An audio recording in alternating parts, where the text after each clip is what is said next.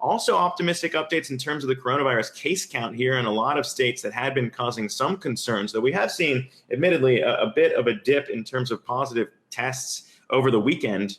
So that trend could be behind maybe that. But for more on that, I want to get to Yahoo Finance's Kristin Myers, who has been digging into the way that the case counts are rising in states like Florida and Texas. And for more on that, Kristin, what can you tell us in terms of how officials right now are thinking about how to battle all this as the trend seems to be reversing? Hey, Zach. Yeah, so while some states were seeing that flatten and even sometimes decline, like we're seeing in New York and New Jersey and Connecticut, the southern states, however, which we've talked about a lot before, are seeing really alarming spikes in their daily case count. So we have a couple graphics here I just want to throw at everyone. So Missouri, right? You know, we saw that partying at Lake of the Ozarks. Well, that's starting to come to bite everyone there. Their case count is roughly 500 as of this weekend, and that's up from about 145 in mid-June. Now over at Nevada, they've got almost 800. And again, that's up from 220 in mid-June. Now, Zach, those numbers might not sound too alarming, but this is where it gets alarming. If you hop over to Arizona, they have over 3,500 positive daily case counts.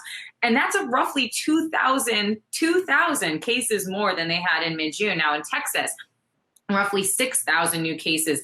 Just a couple of weeks ago, they only had 2,000. So that's a tripling of the numbers. And you mentioned Florida, because Florida, Zach, is the one state that I think everyone really needs to be paying a lot of attention to.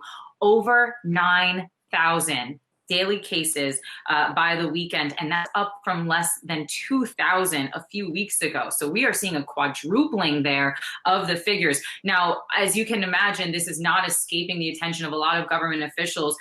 You have Health and Human Services Secretary Alex Azar. He's been saying, listen, we are at a point where this could essentially spiral out of control. The window is closing here in tackling them. But he did stop short, however, in mandating wearing masks across the board.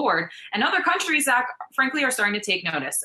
July 1st, Europe is deciding to reopen its borders. They've been closed over the last couple of months. And guess what? Americans will not be allowed. American tourism dollars are not wanted inside of Europe, thanks to our incredibly high case counts of coronavirus. Interestingly enough, just for people at home, countries that are allowed, countries that are considered safe, you've got Andorra, South Korea, Serbia, Rwanda, Australia. But again, the United States, not at all on that list. The UK is going to allow Americans in, but they have to quarantine on arrival.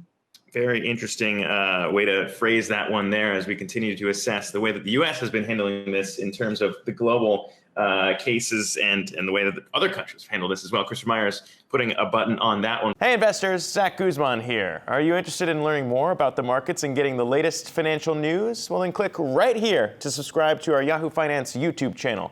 Get the latest up-to-the-minute market analysis, big interviews in the world of finance, and information on how to manage your money every day wherever you are.